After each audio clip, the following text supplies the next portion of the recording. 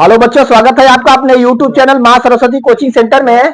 तो आइए स्टार्ट करते हैं आज की क्लास और देखते हैं हम लोग जैसा कि पढ़ रहे हैं 2025 बोर्ड एग्जाम में आने वाले महत्वपूर्ण क्वेश्चन। तो देखिए आज की वीडियो में हम लोग जो है स्टार्ट करेंगे। पहला क्वेश्चन हमारा है हाइट एंड डिस्टेंस से।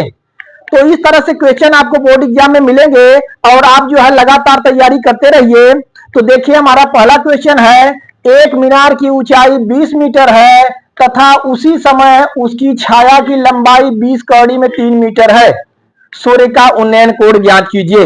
ध्यान देंगे, कोई मीनार है उसकी जो है ऊंचाई 20 मीटर है और उसी समय सूर्य का उन्नयन कोण जो है, सूर्य का जो है छाया उसकी बन रही है 20 कौड़ी में 3 मीटर। तो सूर्य का उन्नयन कोण हमसे पूछा जा रहा है। देखिए सबसे पहले हम क्या करेंगे, फिगर जो है बनाते हैं। तो देखते हैं हम, मीनार की ऊंचाई हमें दी गई है 20 मीटर। एक फिगर बनाते हैं।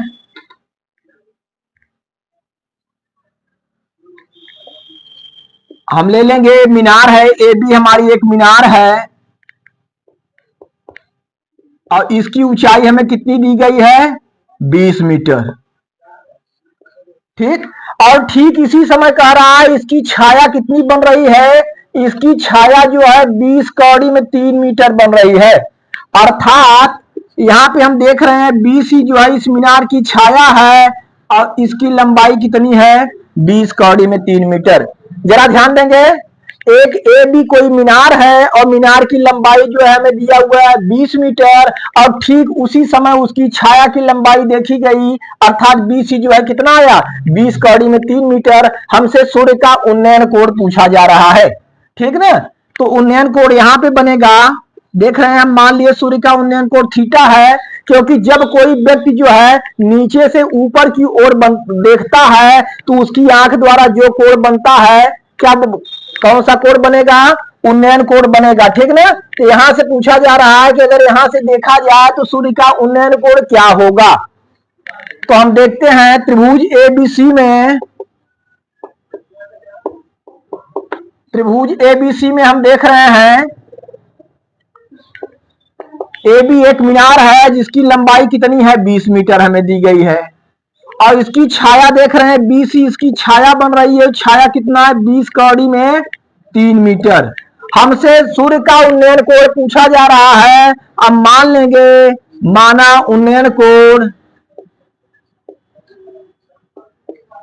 कोण थीटा है। क्या मान लिए हम, उन्नयन कोण थीटा है। ठीक ना, यहाँ पे देखिए हम देख रहे हैं त्रिभुज एबीसी में ये जो है ए बी हमारा लंब है और बीसी क्या है, आधार है। लंब बटे आधार अर्थात कौन सा फार्मूला लागू होगा, tan थीटा। तो हम लिखते हैं यहाँ पे tan थीटा बराबर ए बी बटे बीसी, ए बी बटे बीसी। अर्थात tan थीटा बराबर होता है लंब बटे आधार और इसमें लंब क्या है, ए बी है और आधार क्या है, बीसी है। हम लिखे tan थीटा बराबर ए बी बटा बीसी।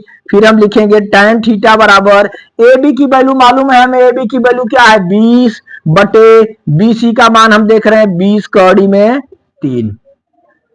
देखिए आप 20 से डिवाइड हो जाएगा, 20 एक का 20 एक बार में, अर्थात हमें प्राप्त हुआ tan थीटा बराबर 1 बटा कौड़ी में 3।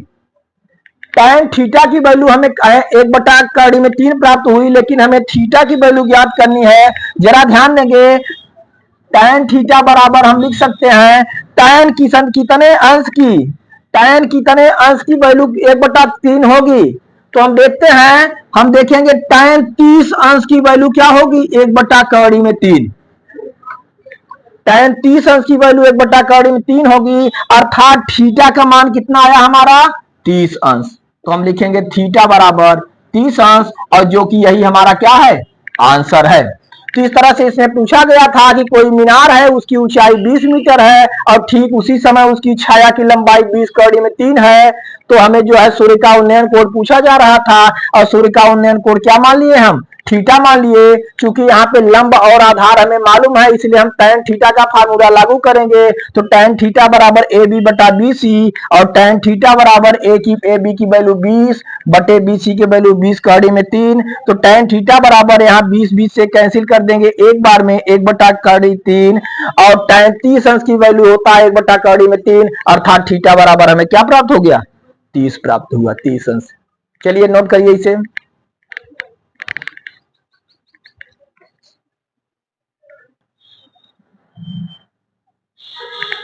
तो आइए देखते हैं अगला क्वेश्चन। दूसरा क्वेश्चन हमारा द्विघात समीकरण से है।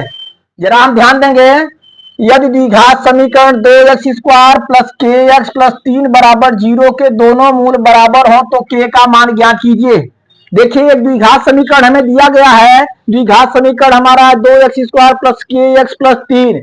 यहाँ पे देख रहे हैं x का गुणांक k है, और इसमें कहा गया है कि इसके दोनों मूल बराबर हैं, तो k की जगह क्या होना चाहिए, अर्थात k की वैल्यू क्या होना चाहिए।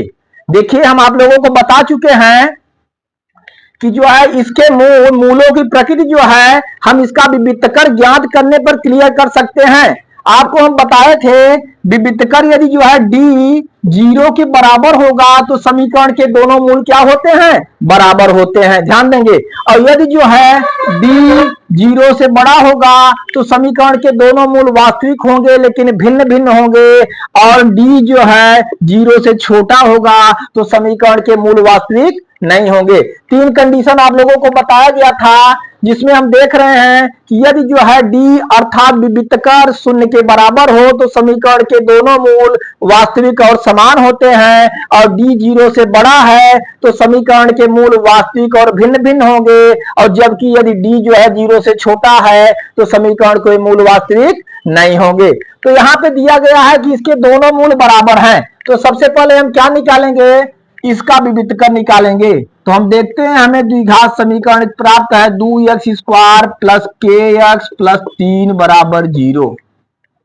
विविधकर निकालने के लिए हमें ए बी सी की वैल्यू जानना जरूरी है। तो सबसे पहले हम ए बी सी ज्ञात करते हैं। तो हम देखेंगे a x square plus b x plus c बराबर 0 से तुलना करेंगे।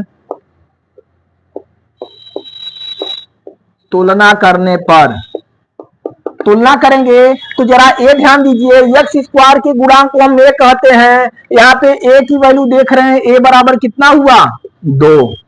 फिर एक्स के गुणांक को हम बी कहते हैं, यहाँ एक्स का गुणांक जो है के है तो बी की वैल्यू क्या हो गई के, और जो भी अचर पद है हमारा वो सी है तो सी बराबर क्या प्राप्त हुआ 3। इस तरह से ए बी सी हम ज्ञात किए। हमें निकालना विविधकर, विविधकर डी बराबर क्या होता है बी स्क्वायर माइनस 4ac। तो डी बराबर हम लिखेंगे, बी की वैल्यू देख रहे हैं यहाँ पे के है, के स्क्वायर माइनस 4 गुणे ए का मान 2 और सी का मान कितना है 3। इस तरह से डी बराबर के स्क्वायर माइनस 4 दूना 8 त्रिक 24। डी का मान हमें प्राप्त हो गया के स्क्वायर माइनस 24। लेकिन इसमें हमसे पूछा जा रहा है के का ऐसा मान ज्ञात कीजिए कि समीकरण के दोनों मूल क्या हो, समान हो। तो हम लिखेंगे यहाँ पे समीकरण के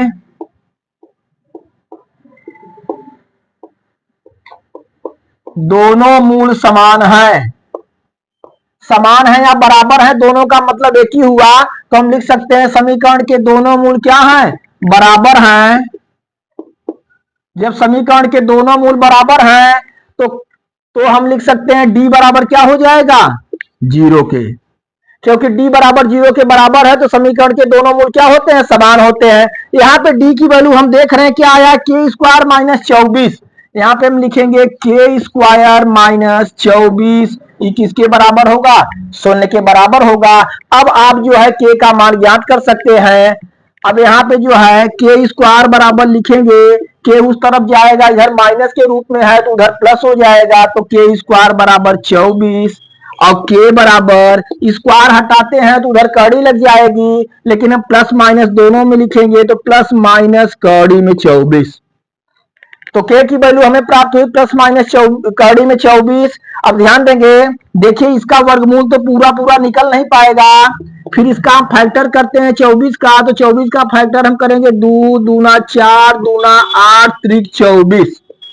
ध्यान देंगे 24 का हम फैक्टर किए 2 गुणे 2 गुणे 2 गुणे 3, तो इसमें हम देख रहे हैं 2 का जोड़ा बन जा रहा है, तो हम लिखेंगे के बराबर प्लस माइनस 2 का जोड़ा बन जा रहा है, तो 1 2 बाहर निकल जाएगा, बाहर निकल जाएगा तो हमें अंदर क्या बचा 2 तिहाई 6, अर्थात जो है के का मान हमें क्या प्राप्त हुआ प्लस माइनस 2 कड़ी में 6, जो कि यही हमारा क्या हुआ आंसर हुआ।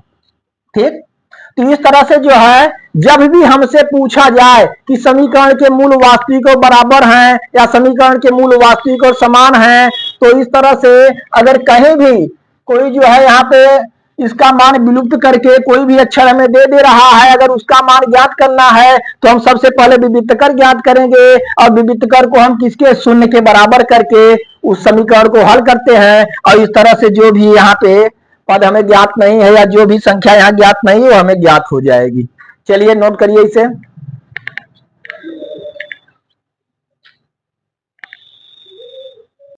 तो आइए बच्चों देखते हैं अगला क्वेश्चन।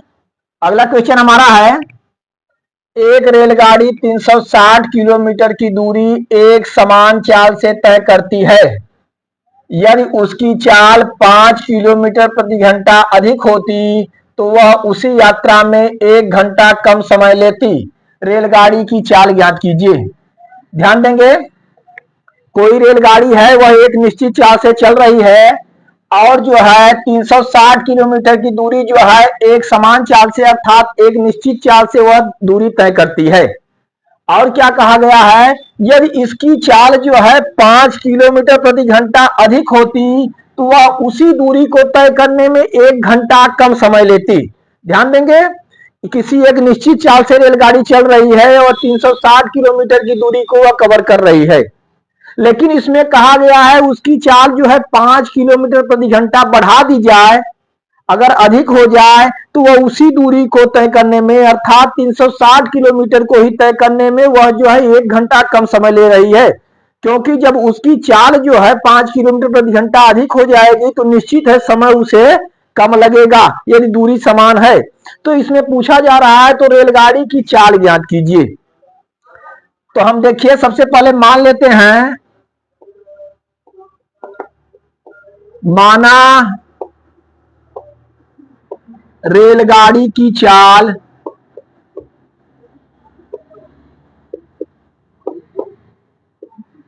x किलोमीटर प्रति घंटा है।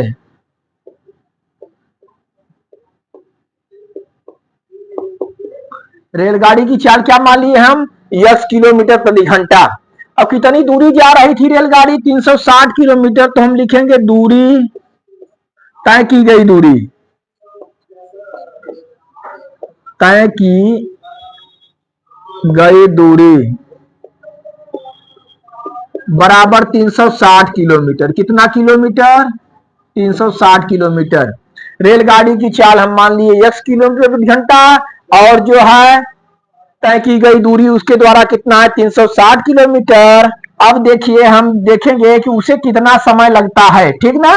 360 किलोमीटर तय करने में रेलगाड़ी को कितना समय लगता है, हम लिखेंगे रेलगाड़ी को लगा समय।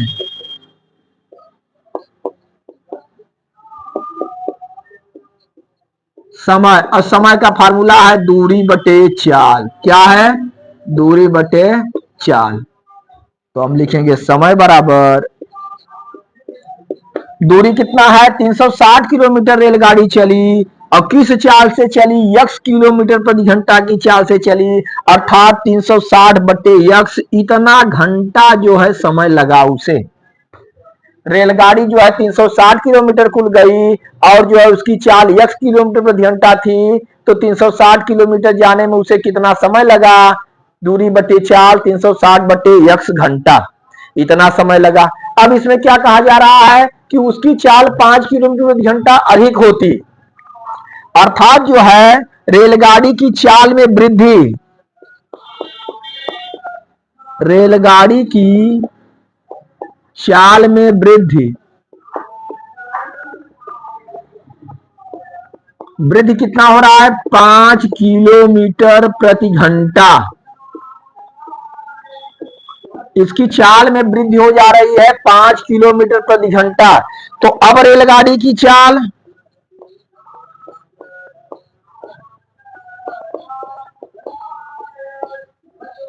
अब रेलगाड़ी की चाल क्या हो जाएगी, पहले चाल उसकी थी x किलोमीटर प्रति घंटा, 5 किलोमीटर प्रति घंटा बढ़ गया तो x प्लस 5 किलोमीटर प्रति घंटा। ठीक ना। तो रेलगाड़ी की चाल थी x और उसकी जो है चाल में 5 किलोमीटर प्रति घंटा की दर से वृद्धि हो गई। तो हम देखते हैं अब रेलगाड़ी की चाल कितनी हो गई, x प्लस 5 किलोमीटर प्रति घंटा। और कितना समय जा रहे, कितनी दूरी जा रहे हैं, उसी दूरी को, उसी यात्रा को तय करने में। तो दूरी हमारी कितना है, दूरी हम देख रहे हैं, दूरी वही है 360 किलोमीटर। अब रेलगाड़ी को लगा समय,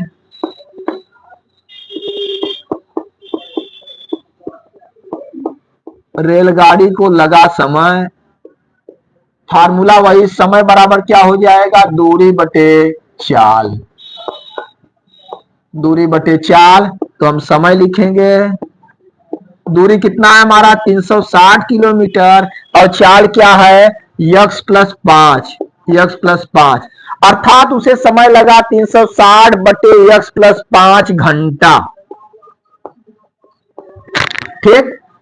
अब जरा आप ध्यान देंगे, पहले 360 किलोमीटर जाने में रेलगाड़ी को समय लगता था 360 बटे x घंटा, और जब उसकी चाल 5 किलोमीटर प्रति घंटा अधिक हो गई तो उसे जो है जाने में लग रहा है समय 360 बटे x प्लस 5 घंटा। पहले का समय हमारा है 360 बटे x घंटा, अब बाद का समय है 360 बटे x प्लस 5 घंटा।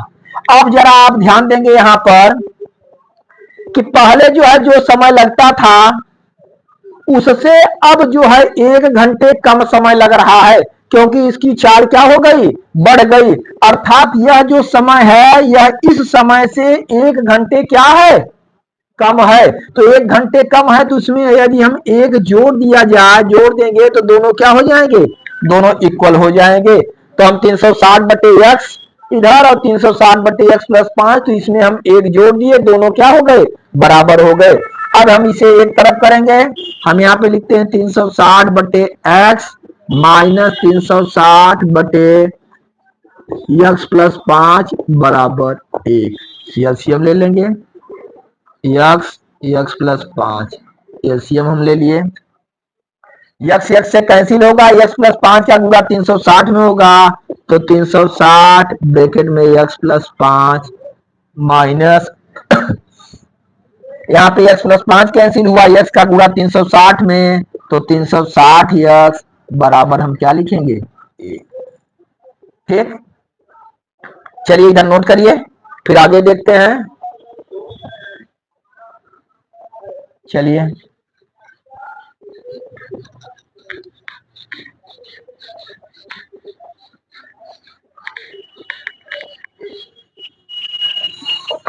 अब हम यहाँ पे देखेंगे 360 का गुणा हम x में करेंगे तो हो गया हमारा 360 x, और 360 का गुणा 5 में करेंगे तो 36 पंजे 180, तो 1800 हमारा आ गया। कितना आ गया, 1800।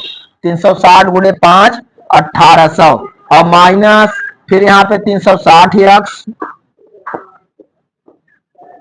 बटे, ब्रैकेट तोड़ देंगे हम, x का गुणा x में x स्क्वायर, अब प्लस हम क्या लिखेंगे, x का गुणा 5 में 5x बराबर क्या हुआ, 1।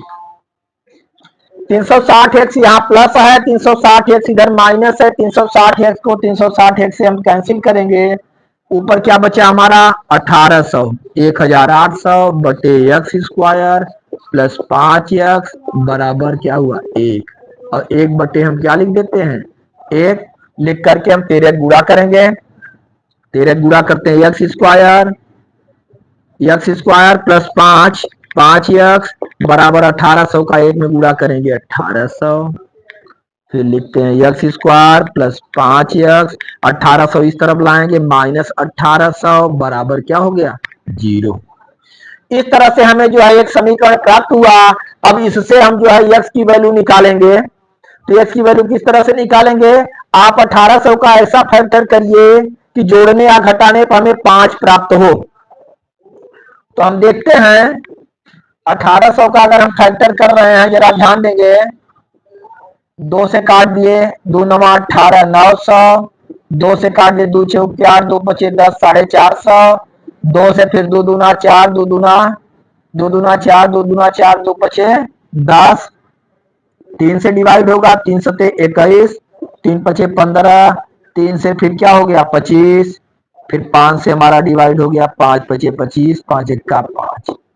अब जरा ध्यान दीजिए, 5 तिहाई 15, 5 5 25, 25 तिहाई 75, या इस तरह से हम देखेंगे 2 दूना 4 दूना 8, 8 पंजे 40, ध्यान देंगे 8 पंजे 40 और 3 त्रिका 9 पचे 45, अर्थात 45 गुणे 40 हो सकता है। इसका 1800 का फैक्टर हो जाएगा 45 गुणे 40, क्योंकि हमें 5 लाना है। तो 45 गुणे 40 से हम देखेंगे तो 45 में से 40 घटाएंगे, हमें 5 प्राप्त होगा।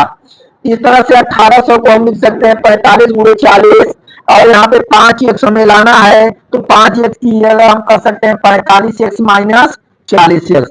तो इसे हम लिखेंगे x square plus 45 x minus 40 x minus 1800 बराबर क्या हुआ? 0।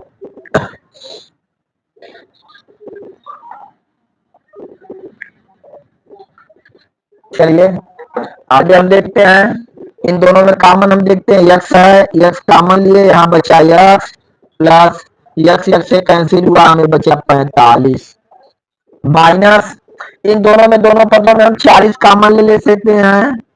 तो यहाँ बचा हमें x और माइनस माइनस क्या हो गया? प्लस हो गया। 1800 में हम 40 से डिवाइड करेंगे, क्योंकि 1800 का फैक्टर हम किए थे 40 गुणे 45, ठीक ना। तो 40 से डिवाइड करेंगे तो हमें कितना प्राप्त होगा? 45 प्राप्त होगा, बराबर हम क्या लिखेंगे? 0। चलिए आगे देखिए,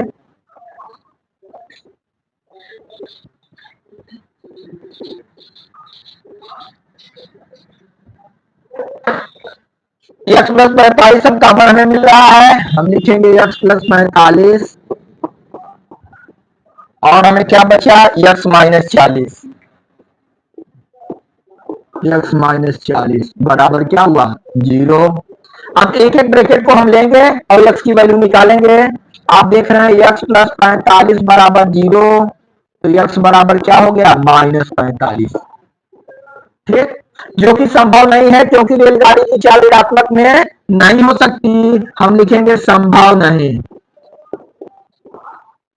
ठीक, इसे हम नहीं लेंगे। फिर हम देख रहे हैं x माइनस 40, x माइनस 40 बराबर 0, तो x बराबर क्या हो गया? 40। तो x की वैल्यू जो है 40 है, जो कि पॉजिटिव है, और यह जो है यही रेलगाड़ी की चाल होगी। तो हम लिखेंगे अतः रेलगाड़ी की चाल, रेलगाड़ी की चाल बराबर 40 किलोमीटर प्रति घंटा। अर्थात रेलगाड़ी की चाल क्या हुई? 40 किलोमीटर प्रति घंटा, और यही हमारा क्या हुआ? आंसर हुआ, ठीक। अच्छा जरा ध्यान देंगे, अगर आपको अपने उत्तर की जांच करनी है तो उत्तर की जांच आप कर सकते हैं। जरा ध्यान देंगे, रेलगाड़ी की चाल हमें आई 40 किलोमीटर प्रति घंटा, और दूरी कितना था? 360 किलोमीटर। तो पहले जो है जाने में उसे कितना समय लगेगा? 360 बटे 40, समय बराबर दूरी बटे चाल, दूरी 360 किलोमीटर, 40 किलोमीटर प्रति घंटा। हम 0 0 से काट देंगे, 4 9 36, अर्थात उसे कितना समय लग रहा है? 9 घंटा लग रहा है। अब अगर इसकी चाल बढ़ा दी जा रही है 5 किलोमीटर प्रति घंटा, तो इसकी चाल हो जाएगी 45 किलोमीटर प्रति घंटा। तब हम देख रहे हैं दूरी वही हमारी है 360 किलोमीटर, और चाल हो जाएगी 45 किलोमीटर प्रति घंटा। अब 45 से हम भाग दे रहे हैं तो 8 बार में कटेगा, 8 पंजे 40 की 0 वहां से लगा 4, 8 32, 4 36, कितने घंटे आ गया? 8 घंटा। जैसा कि हम देख रहे हैं पहले से 1 घंटा कम समय ले रहा है, जो कि हमारा जो भी क्वेश्चन है उसे संतुष्ट कर रहा है। क्योंकि इसमें कहा गया था उसकी चाल 5 किलोमीटर प्रति घंटा अधिक होती तो वह उसी यात्रा में 1 घंटा कम समय लेती। तो हम देख रहे हैं 1 घंटा कम समय आ रहा है और इस तरह से हमारे उत्तर की जांच भी हो गई। हम जो है पूरा संतुष्ट है कि हमारा जो भी उत्तर आया है क्या है, सही है। इस तरह से यदि आप जो है परीक्षा में हल करते हैं तो बहुत ही कम समय में उत्तर की जांच करके आप संतुष्ट हो जाएंगे कि हमारे द्वारा लगाया गया सवाल एकदम क्या है, क्लियर है। ठीक, चलिए तो यहाँ तक नोट करिए। फिर जो है आपको जो है अगली वीडियो में हम आप लोगों को जो है और जो है नए क्वेश्चन के बारे में बताएंगे।